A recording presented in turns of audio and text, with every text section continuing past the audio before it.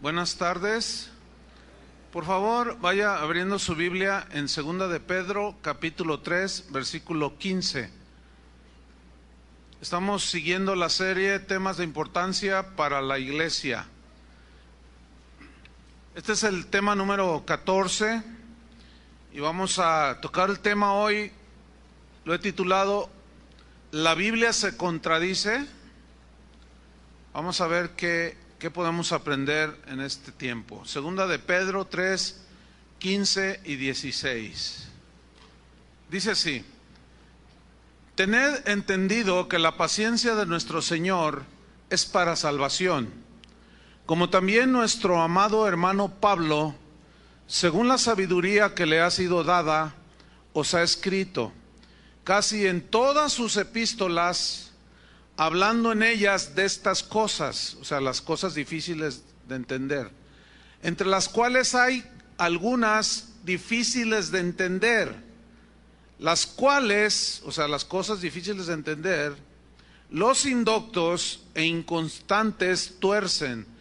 Una persona indocta es alguien que no tiene experiencia en cierta materia o suficiente conocimiento en cierta materia. En este caso, el ser indocto se refiere a no tener un conocimiento básico de las Escrituras. Dice, y como hay algunas cosas difíciles de entender en la Biblia, los que no tienen un estudio serio o son inconstantes, tienen el peligro de torcer el sentido de las Escrituras. Dice, como también las otras Escrituras para su propia perdición. Entonces es muy importante que nosotros podamos trazar la Biblia lo mejor posible. Y el tema que vamos a tocar hoy es acerca de si la Biblia se contradice o no se contradice. Hay una acusación que suele hacerse en contra de la Biblia de que se contradice. Es el tema favorito de los ateos, de los que tienen odio en contra de la Biblia, etcétera. Y estos acusadores lo único que están evidenciando es que no han leído la Biblia de una manera seria como se debe de estudiar. Y hay, por lo tanto, personas a quienes les parece que han encontrado contradicciones en la Biblia y eso les perturba en su mente. A los que son débiles o están iniciando, cuando alguien les argumenta, no, pues es que la Biblia se contradice y no tienen suficiente conocimiento, eso puede hacerlos entrar en una duda y corren el riesgo de no creer a la palabra de Dios. Entonces, vamos a tratar de contestar a esas supuestas contradicciones, que por cierto son aparentes, porque todas tienen no sé, la Biblia no se contradice, pero ciertamente hay más de 100 aparentes contradicciones en la Biblia, pero que a medida que estudias de una manera seria, todas esas aparentes contradicciones van saliendo a la luz. Entonces, para nosotros poder entender cómo es que los escritores aparentemente se contradicen, hay que tomar en cuenta que la Biblia, que todos los libros de la Biblia fueron escritos por aproximadamente 40 autores bíblicos, en un lapso de aproximadamente 1500 años. O sea que en un periodo de 1500 años se escribieron los libros que tenemos en la Biblia, y 40 fueron los autores. Y debemos de tomar en cuenta que cada uno de los autores de la Biblia tenían diferentes antecedentes culturales. Sus costumbres eran diferentes porque eran originarios de pueblos, de ciudades y de regiones diferentes. A la vez hay que tomar en cuenta que tenían estilos diferentes y por supuesto que todas aquellas diferencias supuestamente pues se reflejan en lo que ellos escribieron. Entonces, cuando dos o más escritores en la Biblia tratan un mismo suceso, es entendible que alguno pueda dar más detalles, otro de los escritores pueda omitir algunos otros detalles. Se los voy a ilustrar con esto. Vamos a poner este ejemplo. Ya ven que aquí en Guadalajara no asaltan bancos, ¿verdad? O sea, aquí no. Entonces vamos a suponer que eventualmente asaltan un banco. Entonces hay 4 testigos. Entonces llega la policía, llegan los periodistas. Entonces a un testigo lo interroga la policía y este testigo dice, eran 5 ladrones. Y luego interrogan a otro y dice, eran 4. Y otro dice, eran 7. Entonces llegan los periodistas y ellos están escuchando. Entonces el del mural pone, eran 5. El del informador dice, eran 3 ladrones, etcétera, ¿no? Entonces la pregunta aquí es, ¿qué está pasando ahí? El hecho es que asaltaron el banco, ¿no es cierto? Pero los detalles varían según los periodistas, los escritores, los testigos. Unos ven desde una óptica, unos dicen, no, traía una 45. Y otro dice, no, réstale, era una 38, pistola.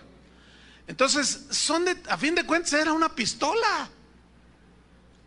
Entonces nosotros debemos de tomar en cuenta todos estos elementos para la interpretación de la Biblia. Parecen cosas insignificantes, pero no lo son.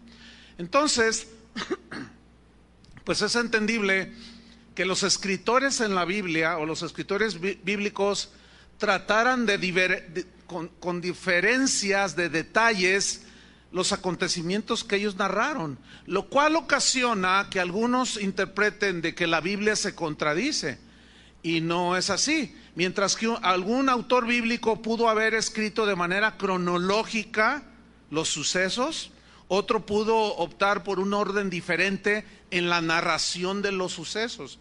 Y hay detalles que no coinciden y que parece que se contradice, pero hay una máxima de las matemáticas: el orden de los factores no altera el producto. Entonces, nosotros debemos de tomar muy en cuenta que lo que debemos de resaltar no son esos detalles insignificantes de aparente contradicción, sino el hecho mismo que narran los distintos escritores de la Biblia.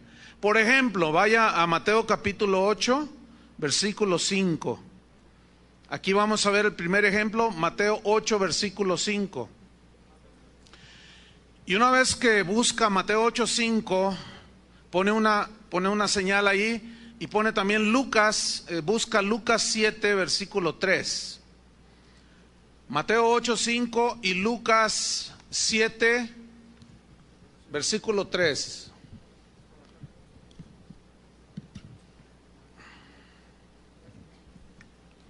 Vamos a leer primero Mateo 8, versículo 5.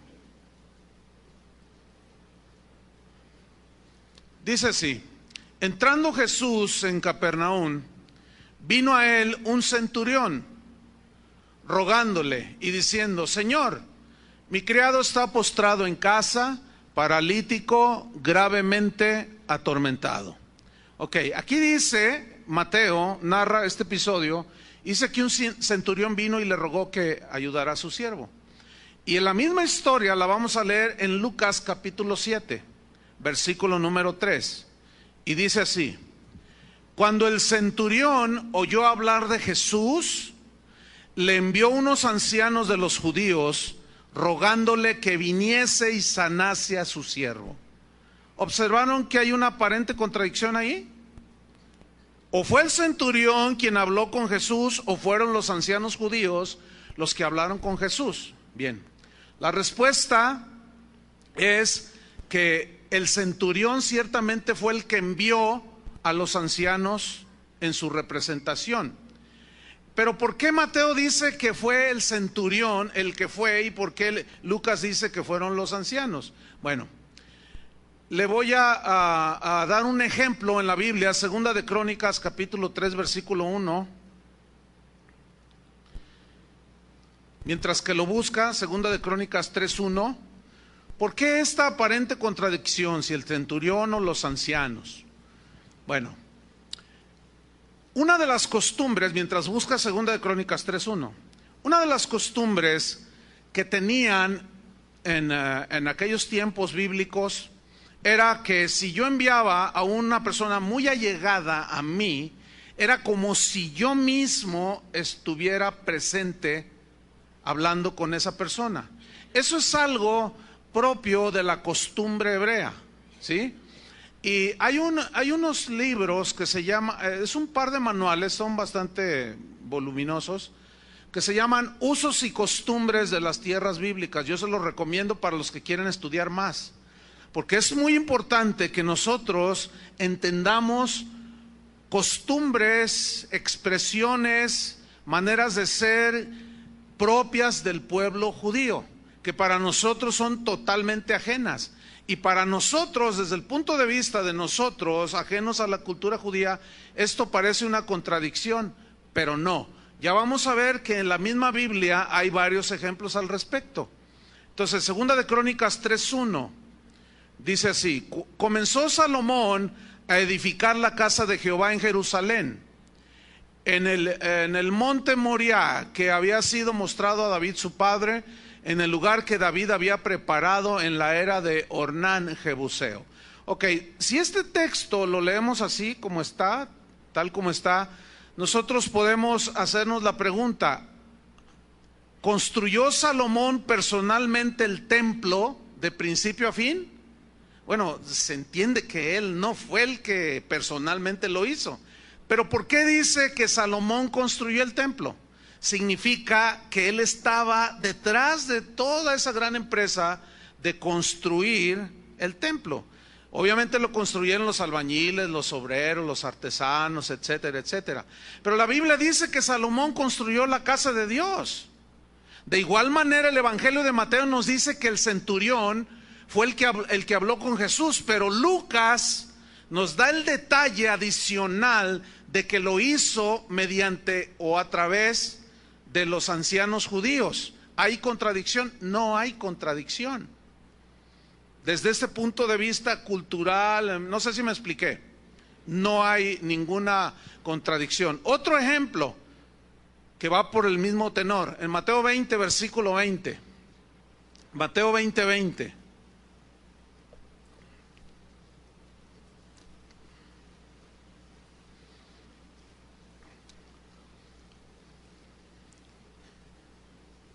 Mateo 20, 20, y también busca en Marcos 10, 35 a la vez, porque vamos a mirarlos continuos. Mateo 20, 20 y Marcos 10, 35. Ok, dice así en Mateo 20, 20. Entonces se le acercó la madre de los hijos de Zebedeo con sus hijos, postrándose ante él y pidiéndole algo. Y él dijo: ¿qué quieres? Ella le dijo: ordenan que en tu reino se sienten estos dos hijos míos, el uno a tu derecha y el otro a tu izquierda. Bueno, según Mateo, la madre de los hijos de Zebedeo le pidieron que intercediera a favor de ellos para que Jesús los sentara en lugares privilegiados. Se ve que tenían ciertas ambiciones ahí en sus corazones. Pero Marcos narra el mismo suceso, pero de una manera que añade otros detalles. Vamos a Marcos 10, 35. Dice así: entonces Jacobo y Juan, allí ya Marcos da el detalle de los nombres. Dice: Jacobo y Juan, hijos de Zebedeo, y noten que aquí no menciona a la madre. Siempre tenían por costumbre hablar del varón, hijos de José, hijos de David, en este caso Jacobo y Juan, hijos de Zebedeo. Se le acercaron diciendo: maestro, querríamos que nos hagas lo que pidiéremos. Él les dijo: ¿qué queréis que os haga? Ellos le dijeron: concédenos que en tu gloria nos sentemos el uno a tu derecha y el otro a tu izquierda. Ok, aquí debemos de hacer una observación. El hecho importante que narran los dos evangelistas es el hecho de que tenían una petición egoísta. En el caso del centurión, era la narración de los dos evangelistas era que quería el centurión que ayudaran a su siervo. Pero están notando que hay distintos detalles en una misma narración. Esto es muy lógico. ¿Por qué? Porque cada uno lo narró de acuerdo a su perspectiva, de acuerdo a cómo ellos se sintieron inspirados por el Espíritu Santo. Y Marcos menciona por nombres, le llama a Jacobo y a Juan. Ahora aquí la pregunta es, entonces, ¿quién fue el que habló con Jesús? Jacobo y Juan directamente o la madre de ellos? Fue la madre de ellos, ¿sí? Que fue en una, pues era su portavoz. Y reitero, esto se tomaba como si fueran en persona ellos. Por eso Marcos lo narra de esa manera. Para ellos no había ninguna diferencia, porque su madre era alguien que los podía representar, pero sí, con todo lujo de detalle, porque era su madre. Entonces es obvio que los dos hijos de Zebedeo hicieron la solicitud, pero a través de su madre, ¿sí? Entonces, en Mateo 20:24, no lo busque, el mismo Mateo confirma lo que yo estoy diciendo, porque dice: cuando los 10 oyeron esto, se enojaron contra los dos hermanos. Note que no se enojaron con su mamá, sino con los hermanos, con los que realmente tenían algo que ver con la narración que está aquí diciendo. Se lo voy a ilustrar de otra manera. ¿Ha leído usted alguna noticia importante en diferentes diarios? Supongamos que usted toma 3 diarios de aquí de la ciudad, que 8 columnas, El Informador y otro mural. Y usted comienza a leer acerca de los asaltos aquí en Guadalajara. Entonces, un diario puede decir que van 30 asaltos a los bancos. Otro puede decir 29, otro puede decir 31. ¿Cuál es el problema? ¿Hay algún problema en eso? No. Unos pueden decir un detalle, unos pueden decir el 70% fueron a mano armada. Otro escritor, otro periodista puede decir el 50% de los asaltos fueron sin arma, nada más llegaron a la ventanilla y tengo una pistola aquí y deme todo el dinero. O sea, distintos detalles que si tú los lees ya en los 3 diarios vas a ver un panorama más completo. ¿Hay algún problema que sean 29 a 30? No hay ningún problema, absolutamente. ¿Hay algún problema en que uno diga que fue el 50% dicen un asalto psicológico? Así le llaman. Pues no hay ningún problema. El chiste es que asaltaron las sucursales de los bancos en Guadalajara. Ese es el hecho. Nada más se lo estoy ilustrando. Pero los periodistas y los testigos escribieron ciertos detalles, pero el hecho en sí es el importante. Ahora, si nosotros leyéramos esa noticia en los diarios, entonces diríamos, se contradicen. Entonces es mentira que asaltan bancos en Guadalajara. ¿Verdad que nadie absolutamente diría semejante tontería? No. Bueno, eso es el argumento de algunos ateos, de algunos, pues gente que odia la Biblia, que odia a Dios, que odia la palabra de Dios. Y dice, mira, se contradice, un evangelista dice uno y otro dice otra cosa. Por lo tanto, son puras mentiras. Ah, mira, pues qué conclusión tan más sabia hizo esta persona. No, nada que ver.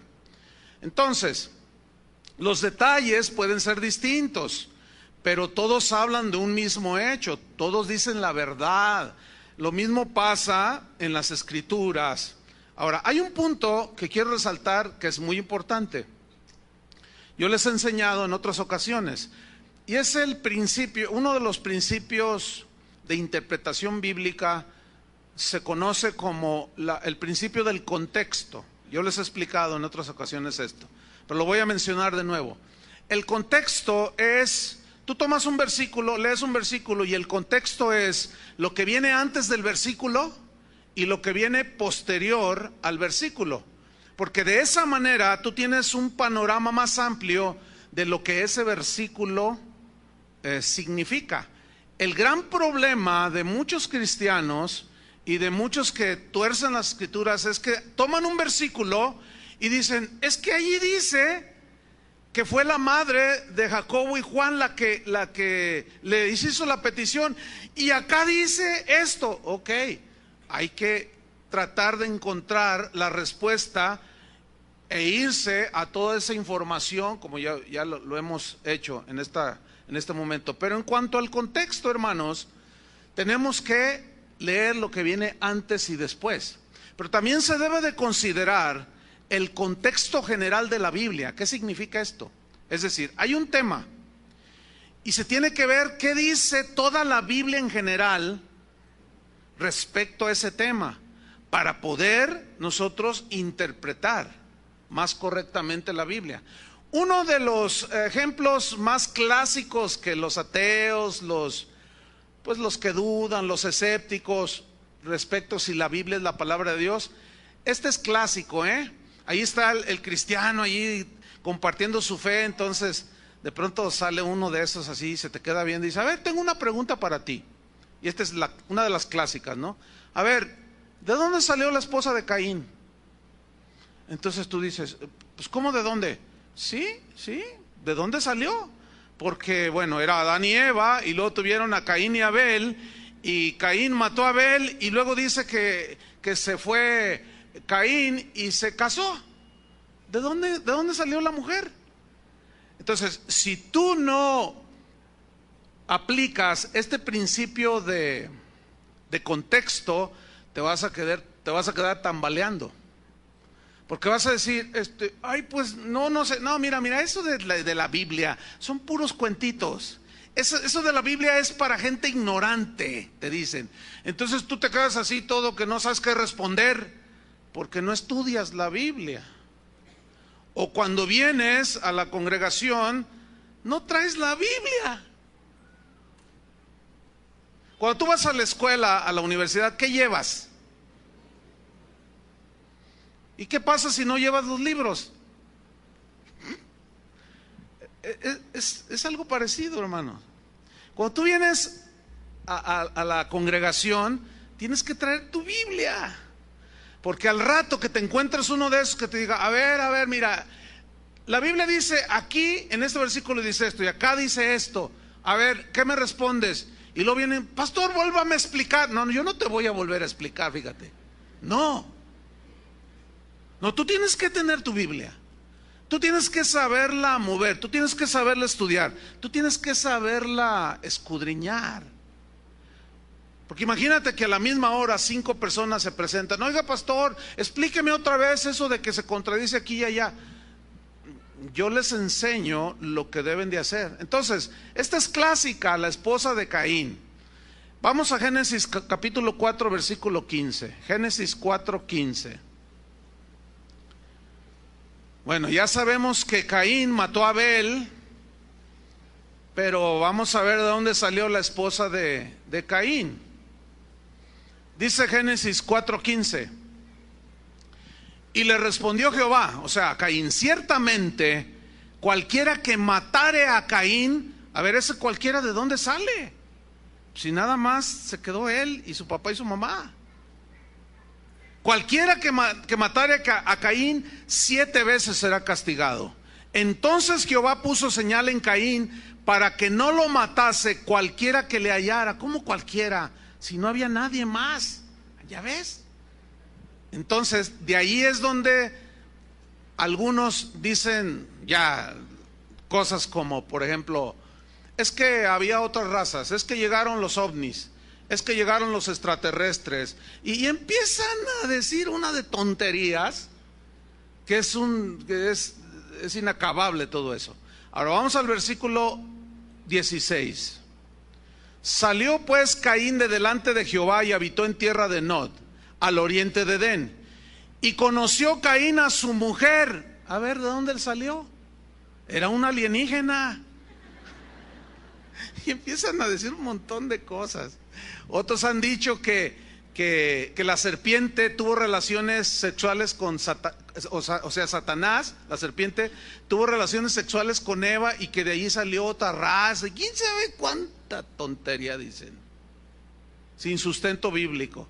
Entonces dice: conoció Caín a su mujer, la cual concibió y dio a luz a Enoc, y edificó una ciudad y llamó el nombre de la ciudad del nombre de su hijo Enoc. Ahora, este Enoc no es Enoc el que caminó con Dios, este es otro Enoc. Ok. ¿De dónde vino entonces la esposa de Caín? Bueno, vamos al contexto. En este caso vamos a ir al contexto posterior. que es el capítulo 5 de Génesis. Génesis capítulo 5, versículo 3.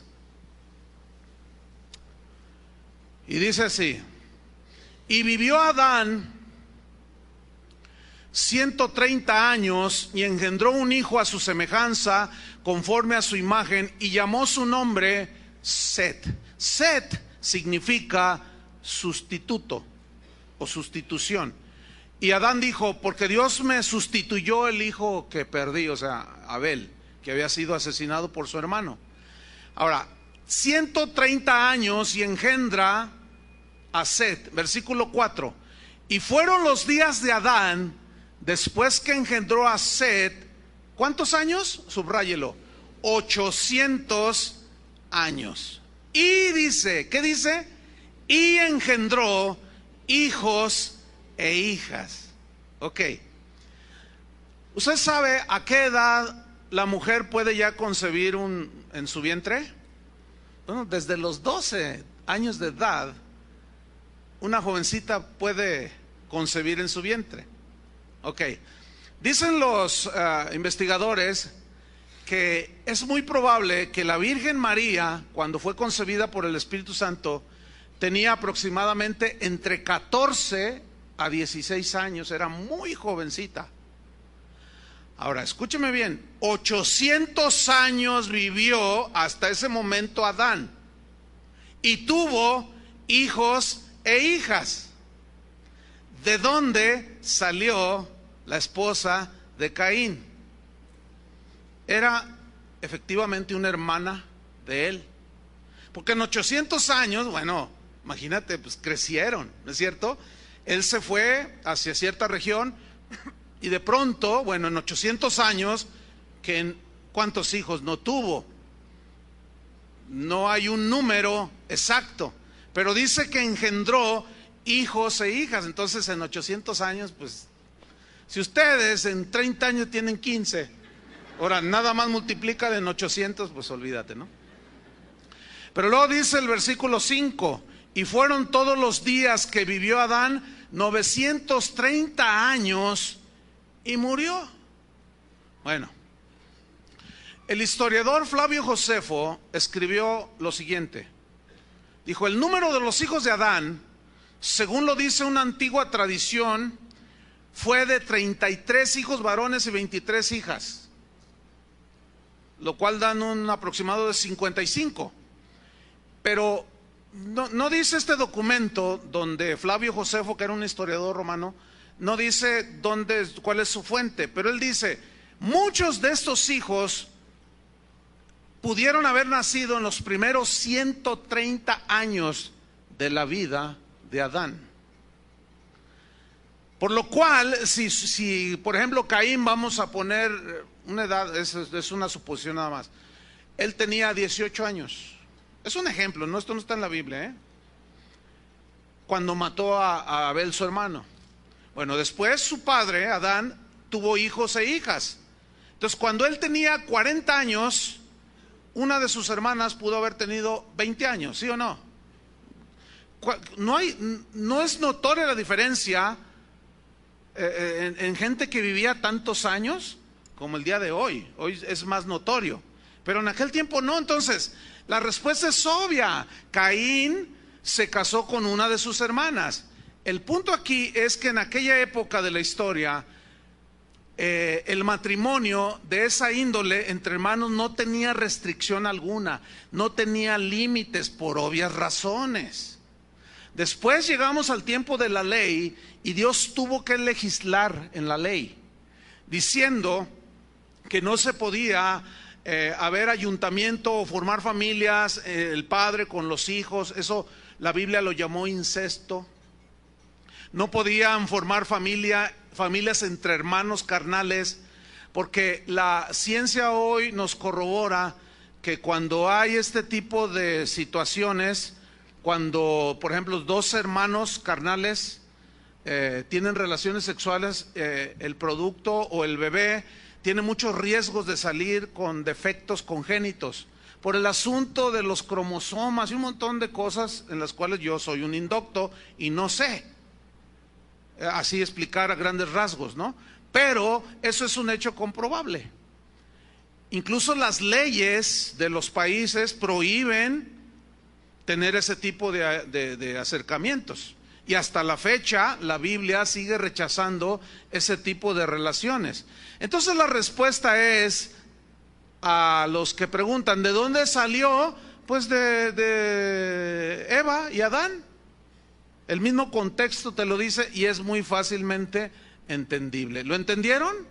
Si no, pues yo ya no puedo explicar más, hasta ahí llego.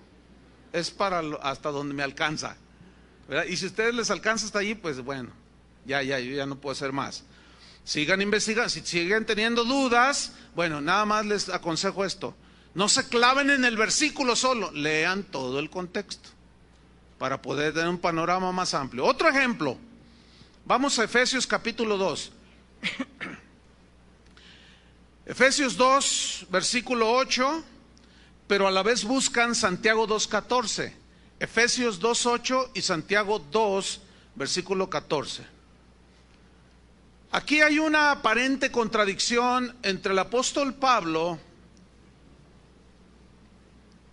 y Santiago en cuanto a la salvación. Digo aparente contradicción porque no la hay. Y esta contradicción es aparentemente en cómo se obtiene la salvación. Ahora, Efesios 2:8 y Santiago 2:14. Ok, pongan atención. El contexto general de la Biblia nos muestra por todos lados de que la salvación no se puede obtener mediante las obras. ¿Están de acuerdo conmigo? Ese es el contexto general en muchos escritos de la Biblia. Todos los escritores concuerdan en eso, que la salvación es un regalo de Dios, es una obra de Dios. Nosotros nada más creemos que también es un don la fe, y eso es lo que Pablo dice en Efesios 2:8.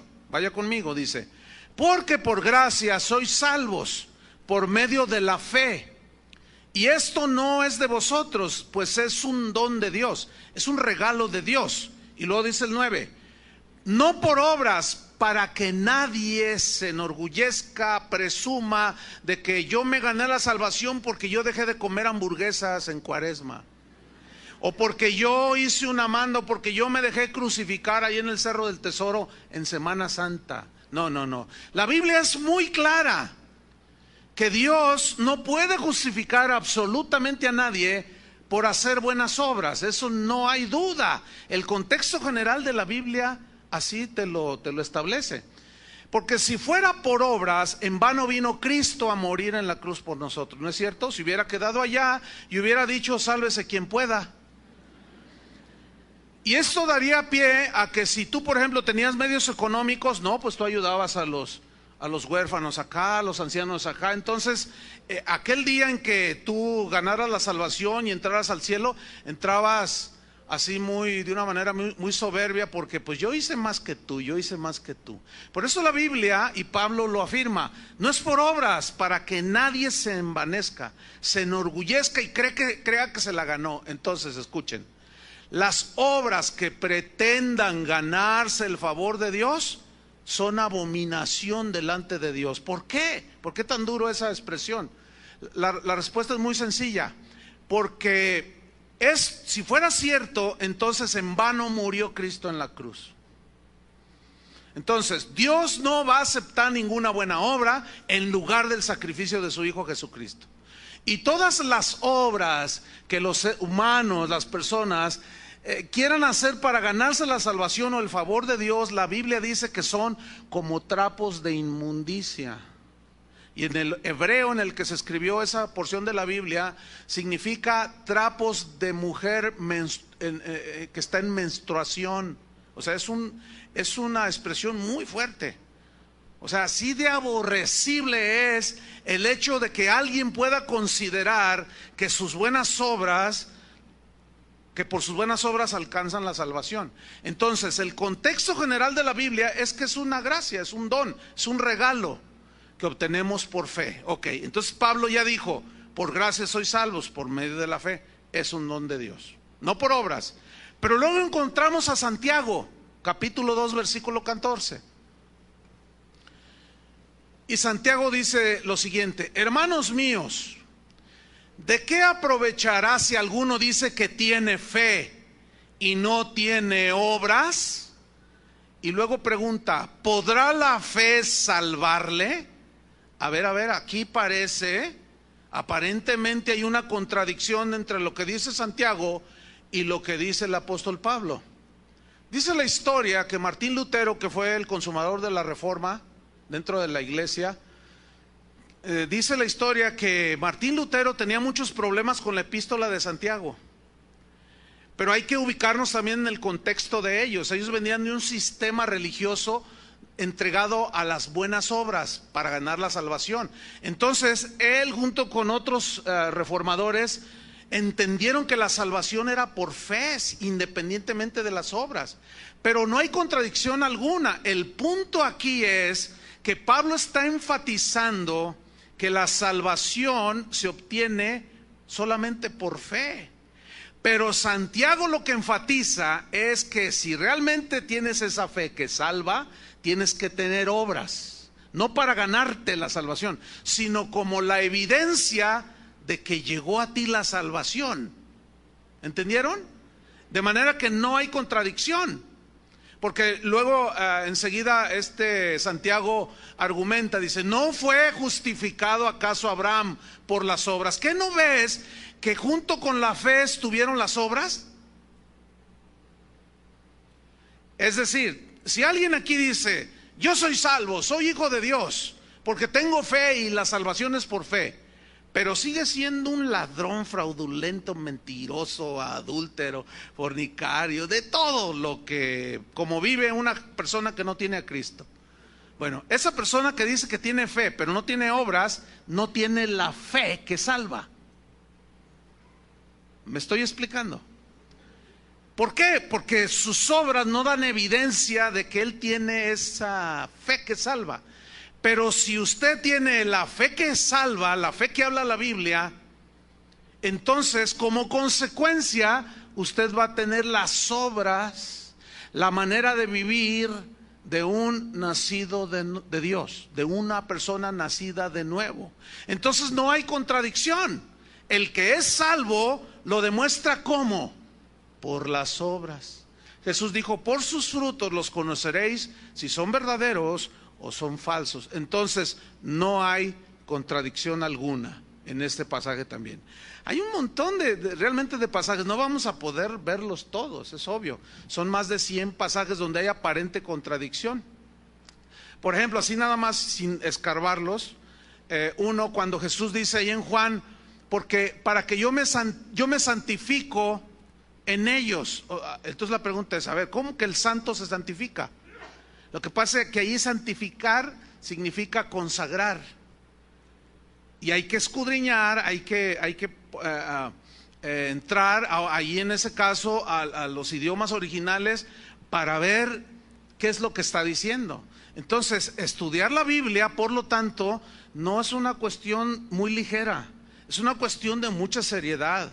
Es una cuestión de dedicación al estudio de la palabra, y más nosotros los pastores, que somos como los que preparamos la comida, ¿me entiende? Para poder dar un panorama equilibrado, porque ese es el gran problema en muchas iglesias, que hay un desequilibrio. Se considera un lado de la verdad, pero se van a un extremo, y luego se van al otro, y andan así como una panga en Chapala cuando hace viento. Vamos a otro ejemplo, vamos a Génesis 1:24. Génesis 1:24. Vamos a considerar el versículo hasta el capítulo 2 de Génesis, y como está ahí inmediato, pues vamos a leer primero Génesis 1:24. Dice así: luego dijo Dios, produzca la tierra seres vivientes según su género, bestias y serpientes, y animales de la tierra según su especie. Y fue así. E hizo Dios animales de la tierra según su género, y ganado según su género, y todo animal que se arrastra sobre la tierra según su especie. Y vio Dios que era bueno. Entonces dijo Dios, hagamos al hombre a nuestra imagen, conforme a nuestra semejanza, y señoree en los peces del mar, en las aves de los cielos, en las bestias, en toda la tierra y en todo animal que se arrastra sobre la tierra. Ok, según esta narración, es claro ver lo que se indica aquí respecto al orden de la creación. Y se ve que en primera instancia los animales fueron creados primero y después Adán. ¿Estamos? Ok. Vamos al capítulo 2. Y aquí es donde aparece una contradicción, supuestamente. Génesis 2, versículo 7. Génesis 2, 7. Dice así: entonces Jehová Dios formó al hombre del polvo de la tierra y sopló en su nariz aliento de vida, y fue el hombre un ser viviente. Ok, ahí está narrando la creación de Adán. Vamos al versículo 19. Dice: Jehová Dios formó pues de la tierra toda bestia del campo y toda ave de los cielos, y las trajo a Adán para que viese cómo las había de llamar. Y todo lo que Adán llamó a los animales vivientes, ese es su nombre. Y puso Adán nombre a toda bestia y ave de los cielos y a todo el ganado del campo. Fíjense qué interesante. Dios le dio al hombre, a Adán, y a todo ser humano, nos dio una capacidad de raciocinio realmente impresionante. Dicen los científicos, los que saben del tema, que los nombres que tienen los animales son exactamente los que representan todo lo que el animal es. Por ejemplo, el león. No habría otro nombre que describiera al león. ¿Me estoy explicando? O sea, no existe, no. Imagínense alguien diciéndole a un león tortuga. O sea, no. Pero fíjense qué interesante es esto. Los nombres que tienen los animales, ¿quién se los puso esos nombres? Adán. Interesante, ¿no? Porque si tú te pones a investigar con los que saben, pues ellos se remontan y se remontan y se remontan y se remontan. Y bueno, ¿quién le puso león al león? ¿Quién le puso elefante al elefante? ¿Quién le puso águila al águila? Entonces Adán vio un águila y dijo, águila. Vio una chiva, dijo, chiva. Vio un zorro y dijo, zorro. Y los nombres que tienen los animales son los adecuados. Entonces, vemos aquí en este Génesis 2 que hay una aparente contradicción. Según Génesis 2 hasta el 20, aparentemente dice que primero fue creado Adán y después las bestias o los animales, ¿sí o no? Entonces ya hay una aparente contradicción con el capítulo 1, pero no hay tal, hermanos, no. ¿Por qué? Porque el primer capítulo de Génesis describe la creación de una manera cronológica. Dice que la tierra estaba desordenada y vacía, y dijo Dios, sea la luz, y fue la luz. La lumbrera mayor el sol, la lumbrera menor la luna, y fue la tarde del día primero. Y en el día segundo dijo Dios, produzcan la tierra plantas, árboles de fruta, frutales, etcétera, y fue el segundo día. Y vino el tercer día, produzca la tierra seres vivos, animales de diferentes géneros, especies, fue el tercer día. Y fue el cuarto y el quinto, y en el sexto fue formado el hombre. Así dice Génesis 1. En el sexto día fue formado el hombre. Fue el último de la creación. Entonces, ¿quién fue creado primero? ¿Los animales o Adán? Los animales. Y además, fíjate qué interesante, dice que para Adán no se halló ayuda idónea, no se halló para él. Entonces Dios le dijo, mira, ponle nombre a todos los animales. Y empezó toro, ¿verdad? Etcétera. Y de pronto, bueno, tuvo toda la vida para ponerle nombres a los animales, no llevaba prisa. Y ahí sentado a lo mejor... y tú te vas a llamar así, tú esto y tú lo otro. Y de pronto termina ¿Cuánto duró? La Biblia no dice, porque no se sabe cuántos años tenía Adán o vivió Adán en el huerto del Edén hasta la caída. No hay un registro, no se dice nada. Bueno, entonces de pronto Adán termina y dice, bueno, ¿y yo qué? Ahora, escúchenme bien, vean el raciocinio, vean la inteligencia, porque él veía que eran por parejas, macho y hembra, varón y hembra, los creó en el caso del hombre, y el macho animal y la hembra animal. Y de pronto Adán mira a su alrededor y dice, bueno, ¿y yo qué? Lo cual me hace pensar que Adán no dijo, Señor, ¿por qué no me haces a uno que se llame Pepe o José? ¿Por qué? Porque la misma evidencia que estaba a su alrededor le hablaba y le mostraba, porque él vio a los animales reproducirse. Entonces su mismo raciocinio le hizo tener la siguiente revelación. Dice que para él no se encontró pareja. Entonces dice que Dios lo puso en un sueño y tomó una de sus costillas y de la cual formó a Eva y la trajo al hombre, dice. Entonces cuando Adán despierta y la ve, dice, esta será llamada varona, porque del varón fue tomado. Ahora, él estaba dormido cuando Dios tomó la costilla, y cuando despertó ya estaba cerrado ahí el asunto. ¿Cómo sería? Bueno, es un misterio para nosotros. Pero, ¿por qué él dijo, esta es carne de mi carne? ¿Por qué dijo Adán, esta es carne de mi carne, ella es hueso de mis huesos? ¿Quién se lo dijo? Porque estaba a su semejanza, ¿entienden? La miró y la vio. O sea, parecen pasajes que no tienen absolutamente nada, pero tienen muchísimo. Entonces, varón y hembra los creó. Entonces, fíjese qué tremendo es esto. ¿Por qué? Porque la maravilla de la creación, los ateos, claro, los que odian la Biblia, dicen, no, entonces son cuentos. A ver, ¿dónde está la prueba empírica y no sé cuánta cosa, ¿no? O sea, la prueba científica de todo eso. Entonces tú les dices, bueno, también muéstrame la prueba científica de que todo surgió por una explosión. Pues hay un montón de teorías al respecto. Y escúchenme bien, se necesita tener más fe para creer que mi abuelita era una rana, que mi bisabuelito era un chango, un mono. Se necesita más fe para creer eso que creer que Dios me formó del polvo de la tierra y que a la mujer la tomó de una costilla del varón. Se necesita más fe para aquello.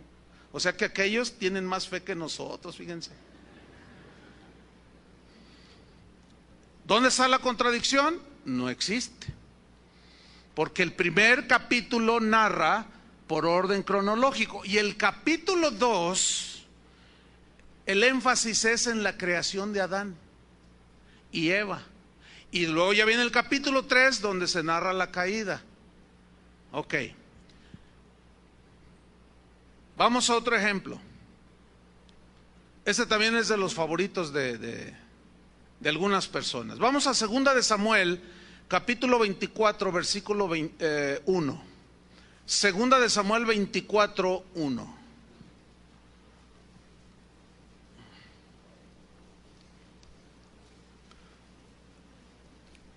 Y a la vez usted busca Primera de Crónicas 21, 1. Repito, 2 de Samuel 24, 1 y Primera de Crónicas 21, 1. Porque esos son los dos textos donde aparentemente se contradice la Biblia. Pero vamos a escudriñar. Vamos a leer primero 2 de Samuel 24, 1. Dice así: volvió a encenderse la ira de Jehová contra Israel. ¿Por qué? Pues porque eran bien rebeldes y de pronto se volvían a los ídolos y provocaban a Dios. Entonces miren lo que dice: e incitó a David contra ellos, o sea, contra Israel, a que dijese: ve, haz un censo de Israel y de Judá. Aquí está diciendo que Dios incitó a David para que hiciera un censo, o sea, que contara a todos los de Israel. Ahora vamos a 1 Crónicas 21:1. Dice así: pero Satanás se levantó contra Israel e incitó a David a que hiciese censo de Israel. Bueno, ahí está la aparente contradicción. En Samuel dice que fue Dios y en Crónicas dice que fue Satanás. Entonces los enemigos de las escrituras dicen: ahí se está contradiciendo. Por un lado dice que fue Dios y por otro lado dice que fue Satanás. No hay contradicción alguna. Se los voy a explicar. Satanás no es autónomo en cuanto a que él hace todo lo que quiera, no. La Biblia enseña claramente que Dios permite y le pone límites a Satanás para su actuación. Ok, escúchenme bien, ¿cómo va el punto? Dios conocía el corazón de David.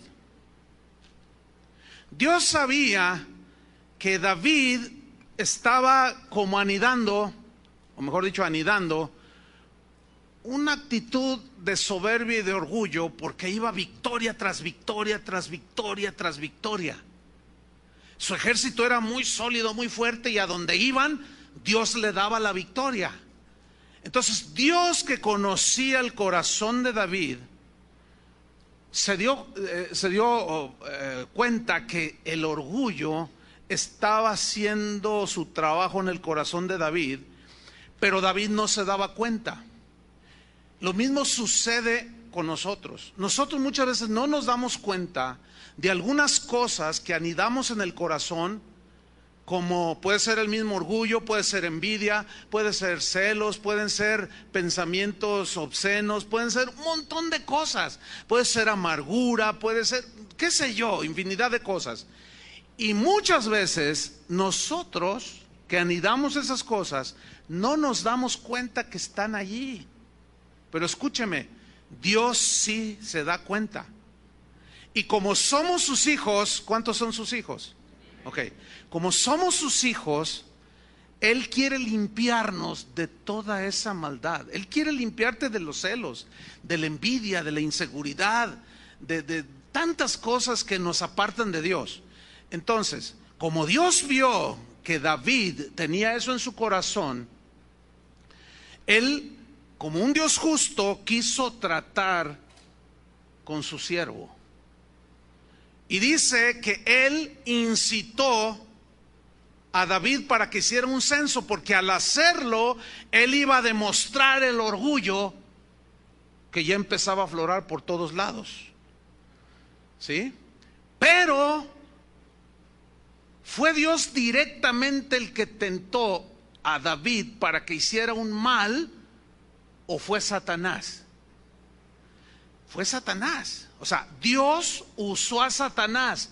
¿Por qué digo esto? Porque el contexto general de la Biblia respecto a Satanás es que Satanás es el tentador. Una tentación es la incitación a hacer lo malo, es decir, a violentar los principios de Dios, la voluntad de Dios. Y Dios, dice Santiago, que ninguno diga cuando es tentado que es tentado de parte de Dios, porque Dios no puede ser tentado por el mal, ni Él tienta a nadie. O sea, es imposible que Dios, que envió a su Hijo a morir por nosotros en la cruz, después nos tiente para que violemos sus principios. Eso va en contra de su santidad. Espero me esté explicando. Entonces, como eso es en contra de la naturaleza de Dios, Dios no tienta a nadie para que caiga o violente sus principios. Lo que sí hace Dios es probarnos. Probó Dios a Abraham, probó Dios a Moisés, probó a Pedro, probó a sus hijos, nos prueba. Ahora, ¿quién es el tentador? Satanás. ¿Se acuerdan en Mateo capítulo 4 que dice que Jesús estaba en oración y ayuno por 40 días y tuvo hambre? Y vino a él, ¿quién? El tentador, y le dijo, porque tuvo hambre, y le dice justamente, si eres hijo de Dios, di que estas piedras se conviertan en pan. Y Jesús le responde, escrito está, Satanás, no solo de pan vivirá el hombre, sino de toda palabra que sale de la boca de Dios. Ahora, ¿pudo haber transformado una piedra en un sándwich? Fácil. Y con los ojos cerrados, y hasta dormido, sin duda. Porque era el Hijo de Dios, era Dios mismo encarnado. Pero ¿por qué no lo hizo? Porque si lo hubiera hecho, él hubiera cedido a la tentación y hubiera transgredido la voluntad de Dios. Lo cual era imposible que el Hijo de Dios hiciera por su naturaleza de ser Hijo de Dios. Era imposible que Jesús pecara. La Biblia dice que Él fue tentado en todo según nuestra semejanza, pero sin pecado. O sea, Él fue tentado por Satanás, por la maldad, pero Él, como su naturaleza no era pecaminosa, Él nunca pecó. ¿Cuántos le dan gracias a Dios por eso? Por eso se necesitaba un sacrificio perfecto, de un cordero sin mancha y sin contaminación, que ya venía siendo representado desde el Génesis por toda la Biblia hasta llegar al Nuevo Testamento, y la realidad es Cristo, el sacrificio perfecto. Entonces, ¿quién fue el que tentó en realidad a David en su concupiscencia? Satanás. Y Dios lo permitió. Otro ejemplo en la Biblia de este mismo, hay otros dos que hemos citado en ocasiones anteriores, es el caso de Job. Dios se sentía muy complacido con ese varón justo, amador de Dios, temeroso de Dios, y hasta lo presumió Dios. Ninguno hay como mi siervo Job. Y dice que Satanás le dijo, no, ese tu siervo Job es así contigo por lo que le das, pero quítale lo que le das y verás si no blasfema delante de ti, le dijo. Entonces Dios le contesta a Satanás, le dice, bueno, ve y toca lo que tienes, pero su vida no la tocas. ¿Qué está haciendo Dios allí? Permitiéndole. Satanás va y arrasa con las cosas de algunos de la familia de Job, y Job no maldice. Job se mantiene en su integridad. Y ahí es donde algunos no alcanzan a entender que detrás de todo está Dios. Porque dicen, el diablo, se roban el carro, el auto, tú sales aquí a la salida y ya no está tu auto. Entonces algunos dicen, lo ponen así, el diablo me lo robó. Bueno, puede ser, porque se lo robó un hijo del diablo, dicen. Porque un cristiano pues entiende que no. Entonces dices, el diablo me lo robó. Entonces, en base a eso, que es un desequilibrio en una verdad bíblica, dice, no, reclámale al diablo lo que te quitó. Pero escúchame, no necesariamente fue el diablo el que se lo llevó. Dios pudo haber permitido que un ladrón escogiera tu auto para probar tu corazón. Ah, ¿verdad? O simplemente Dios quiso probar tu fe, a ver qué vas a hacer, si te vas a levantar más temprano y te vas a ir en el macrobús. Yo qué sé. Entonces, el hecho de solamente ver un lado de la verdad lleva a los extremos, al desequilibrio. Entonces la gente, se muere la abuelita y dice, el diablo se la llevó. No se la llevó el diablo. No se la llevó el diablo, porque el diablo no es dueño de la vida de las personas. Dios es el dueño, Dios es el que da la vida y el que quita la vida. Entonces, ¿quién fue el que tentó a David? Satanás. ¿Por qué? Porque él es el tentador para incitarlo, y a la vez Dios, en su infinita sabiduría, lo permitió para sacar la soberbia a la luz que David tenía.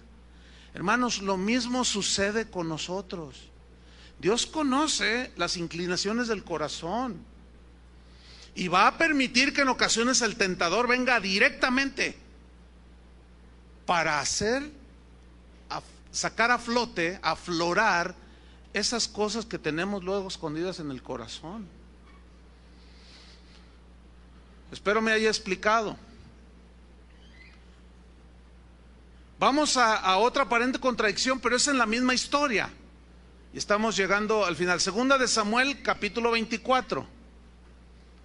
A ver, por ejemplo, ese niño que llora, ¿lo pellizcó el diablo o tiene calor?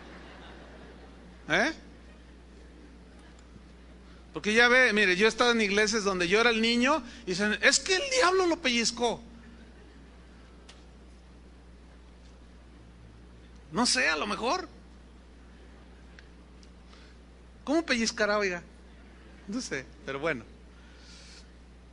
A ver, segunda de Samuel 24:13. Ok, aquí, hasta este momento, David cede a la tentación, hace el censo y los cuenta a todos. No, pues eran bien muchos, como dicen en Jalisco. Y no, pues imagínense, David se sentía pues, el mejor de todos. Pero entonces él ya empezó a confiar en el gran número de soldados, en el gran número de gente diestra para sacar la espada y vencer al enemigo. Y ya dejó a un lado la confianza en Dios. Esa es su soberbia, eso es orgullo. Y Dios quiere enseñarnos a depender, escúchenme bien, de Él. Así seas tú la persona más inteligente y más creativa y más inventiva del universo, Dios quiere que finalmente tú confíes totalmente en Él. Eso es lo que, porque eso es darle lugar a Dios. Eso es reconocerlo a Él como el Creador, como el Señor, como tu Dios. Y hacer lo otro es ponerse en el lugar de Satanás, querer ser semejante a Él. Entonces ya miras a Dios igual que tú porque tú eres inteligente, ciertamente, somos inteligentes. Entonces Dios quiere que nosotros lo reconozcamos. Entonces David cuenta a todos y pues, ese es mi reino, ese soy yo, David el rey, el ungido de Jehová. Entonces había un profeta llamado Gad, siervo de Dios.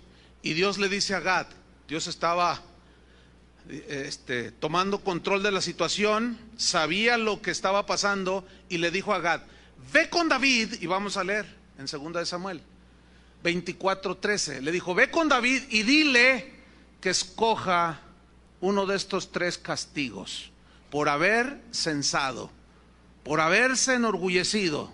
Leamos. Vino pues Gad a David y le hizo saber lo que Dios le había dicho y le dijo, ¿qué prefieres, David?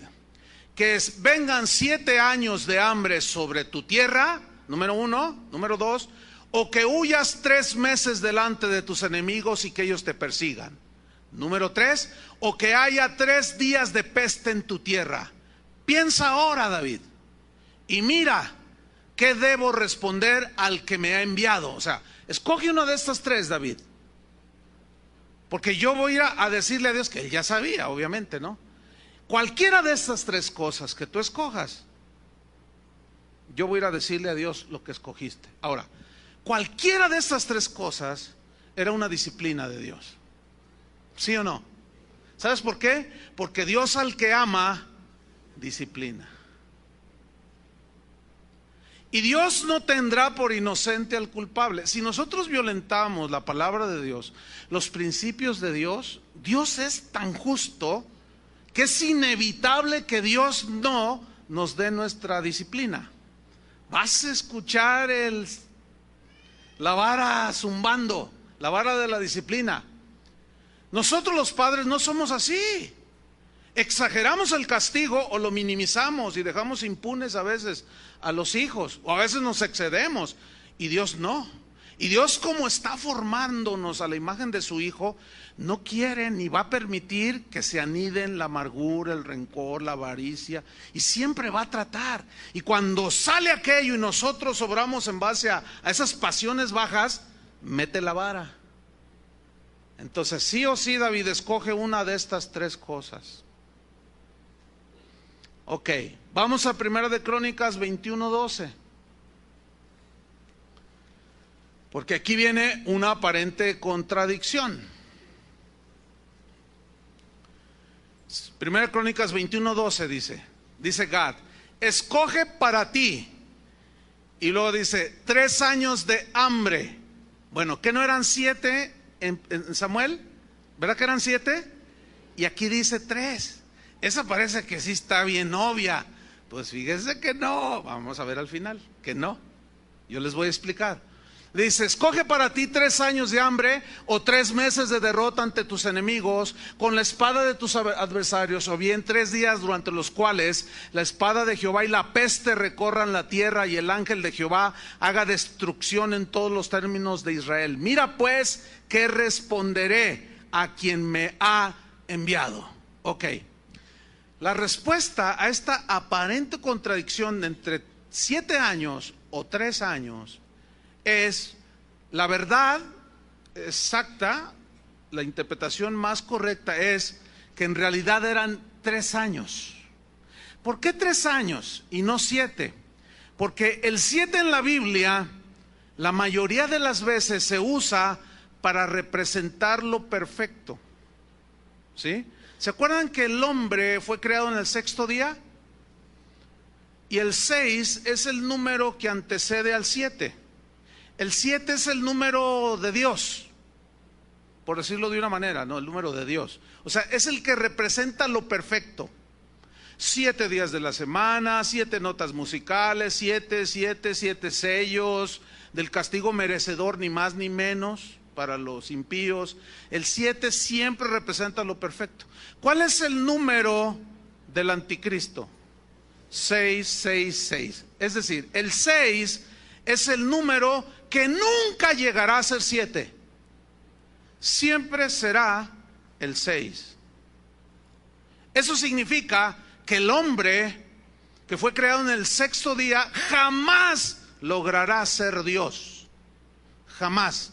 Siempre nos quedaremos siendo el número 6. Y Satanás, que quiso ser igual a Dios, Dios le puso el 666. 3 veces, imposible, imposible, imposible que llegues a ser igual que yo. Qué tremendo, ¿no? Bueno, el 7 en la Biblia se menciona por nada más, les voy a leer 2 versículos, no lo busquen. Pero dice en Génesis 4:15 que leímos cuando Caín, cualquiera que matare a Caín 7 veces será castigado. ¿7 veces? ¿Qué significa 7 veces? O sea, significa justo castigo. Ni más ni menos.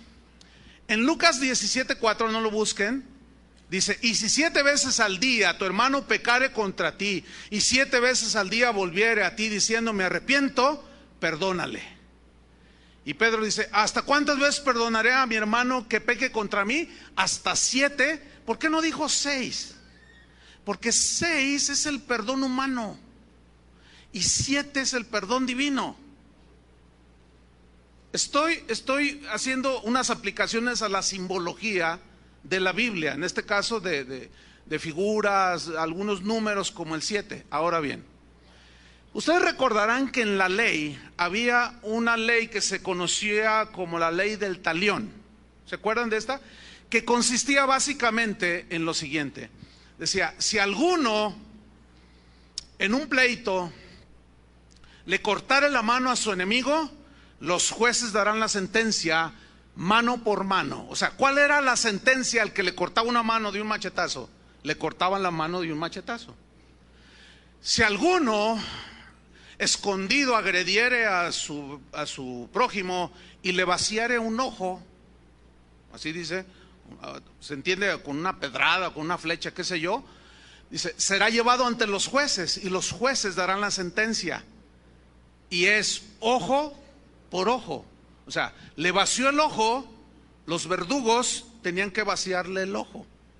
Algunos dicen, ay, pero qué cosa tan espantosa, pero qué cosa tan vengativa. Escúcheme bien y abra su corazón. La ley del talión tiene un fundamento tan extraordinario en el concepto de justicia. ¿Por qué?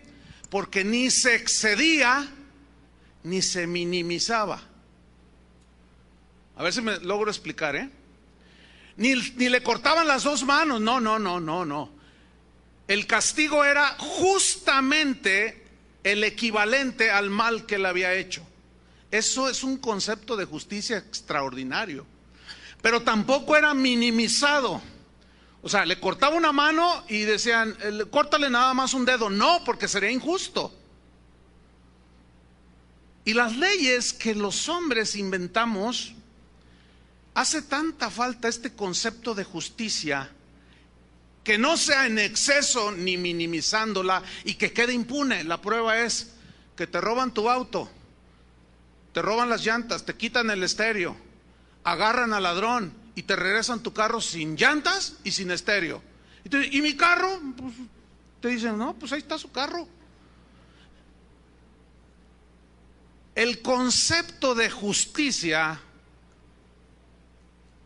bíblica y que debería de regir a los seres humanos es que el auto te debería de ser regresado exactamente como tú lo tenías.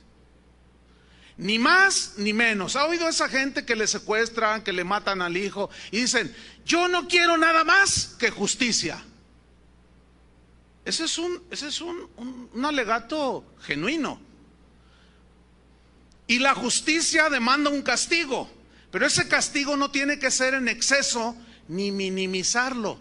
Pero ¿qué hacemos? ¿Te devuelven tu auto completo? Te roban 100,000 pesos y luego ahí, entre que agarren el ladrón y recupera la policía, te llegan 40,000. ¿Sí o no? ¿A quién le reclamas? ¿Quién te regresa? La ley debería de obligar al ladrón, aún en la cárcel, a trabajar ahí, no a que nosotros los mantengamos. Eso es totalmente injusto. Nos cuesta, cada preso cuesta 140 pesos diarios y nomás están ahí sin hacer absolutamente nada, lo cual es totalmente injusto. ¿Por qué? Porque ya estamos en una degradación total, no tenemos el concepto de justicia. Bueno, esa era la ley del talión, hermanos, con una justicia pasmosa. Por eso Dios no podía dejar a David sin su disciplina. ¿Están entendiendo? Por eso Dios no podía dejar. Y usa uno de los escritores, el escritor de Samuel dice, 7 días o 7 años de hambruna para hablar castigo justo, David, castigo justo. Cualquiera de estas 3 cosas que tú escojas es un castigo justo para el pueblo rebelde y para ti también como rey, que torciste el derecho, que te rebelaste contra mí. Pero Dios a nadie deja impune de sus hijos. ¿Cuántos son sus hijos? El mal que hiciste, la ofensa que hiciste, el mal que soltaste por ahí, Dios lo tratará, tarde o temprano. Tal vez no nos diga como a David, ¿qué escoges? Algunos de ustedes le han dicho a tu hijo, a ver, escoge. Te dije que te iba a llevar al zoológico. No, pues te voy a subir a la azotea para que veas los pajarillos nada más. Escoge. No vas al zoológico. No te voy a dar para gastar en un mes los domingos. Y número 3, en las vacaciones de Semana Santa no vas a ir, te vas a quedar con tu abuelita. Escoge. Y claro, nosotros como somos más buenos que Dios, ay, no sea tan malo, hermano. Llévelo, perdónenlo. Escúchenme bien. Escúchenme bien, por eso tantas conductas torcidas, porque no hay disciplina, no hay justicia en la disciplina. Es la misericordia humana no es igual a la de Dios, hermanos. Si Dios se moviera como nosotros lo hacemos, con un sentimentalismo horrible, olvídense cómo estaría la iglesia, si así. Pero no es por culpa de Dios, No, Dios no es así, hermanos. Dios es un Dios justo. Él es justo y fiel. Nunca se va a exceder en el castigo. Nunca lo va a minimizar. El castigo que merecen los que rechazan, su justo castigo es el infierno. se oye muy duro, pero ¿qué otro lugar para aquel que desprecia la gran obra de Cristo en la cruz del Calvario? O sea que el castigo es proporcional a la falta. Pero en el caso de nosotros, Dios al que ama, disciplina. ¿Cuántos le dan gracias a Dios por su amor? Porque nos ama. Entonces, quiero terminar con esto, hermanos. La Biblia es un libro maravilloso. David decía, tu palabra, tu siervo ama tu palabra. Amar la palabra de Dios. La Biblia es un libro tan maravillosamente armonioso. Todos esos que dicen que se contradice son unos indoctos. Son agresores de la Biblia y bueno, llevarán su castigo también. Pero en el caso de nosotros, hermanos, el propósito de esta enseñanza es que nosotros confiemos plenamente en la Biblia.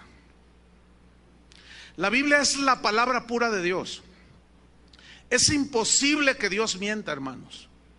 La Biblia es la palabra de Dios y es la única que me puede dar consuelo cuando yo lo necesito. Si yo creo en su palabra consoladora. La Biblia es la única que me va a decir cuál es mi destino. Quiero saber cuál es mi destino. La Biblia me dice cuál es mi destino. Cuando yo estoy en una situación apremiante que me falta sabiduría, yo voy a la Biblia y puedo confiar plenamente que Dios dijo, así dice el Señor. Y yo puedo confiar que Dios, es imposible que Dios mienta. Y entonces yo puedo descansar plenamente en lo que Dios ha dicho, que está en las Escrituras. Ese es el propósito del mensaje. Hacerles ver a ustedes que Dios es un Dios tan ordenado, tan armonioso, y que las supuestas contradicciones son solamente argumentos de gente indocta al respecto. Yo quiero tirarme en la confianza total de la Biblia, para que cuando vengan los vientos y den con ímpetu contra mi casa, yo esté sólido, porque está fundada sobre la roca.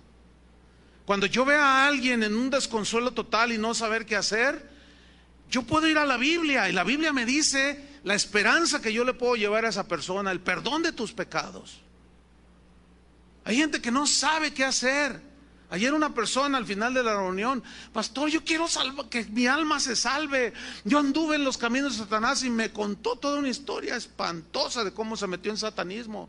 Y dice, y ahora no sé cómo quitarme a esas entes, así dijo, le dije yo, se llaman demonios, le dije. No sé cómo quitármelos de encima porque se me sientan encima, me apagan la luz, me prenden la televisión. Ya no sé qué hacer. Por favor, dígame cómo puedo ser salva. Me decía, imagínate nomás. Ahora sé que Dios me la puso de pechito, como decimos acá en México, ¿no? Tan fácil que es hablarles. Pero ¿qué le voy a hablar? Yo voy a la Biblia. Y lo que yo le dije a esa persona que creyera, lo tomé de la Biblia. Fíjate el poder que tiene la Biblia. Cuando nosotros dudamos de la Biblia, estamos ofendiendo terriblemente a Dios, hermanos. Esa es la razón del mensaje. Confíe en la palabra de Dios. Lo que usted necesite como hijo de Dios, allí hay palabra de Dios para usted. ¿Cuántos le dan gracias a Dios por la palabra? Vamos a orar. Señor, te damos muchas gracias por tu palabra que nos alienta a continuar, nos da esperanza, produce fe. A veces tu palabra es dulce, en ocasiones es amarga. Es dulce cuando nos deleitamos en la dulzura de tus verdades, pero a veces es amarga porque nos confronta. Pero es una combinación. Es una combinación como era la combinación del incienso que se quemaba en el tabernáculo allá en el lugar santo.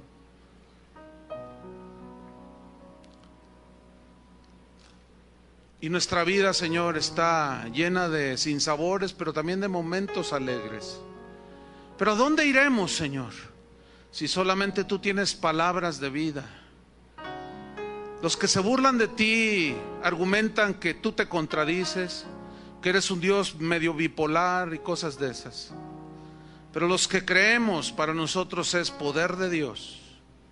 El Evangelio, poder de Dios, de poder de salvación, capaz de transformar al más despiadado de los hombres malos en un hombre bueno, cuidador de su familia y respetuoso.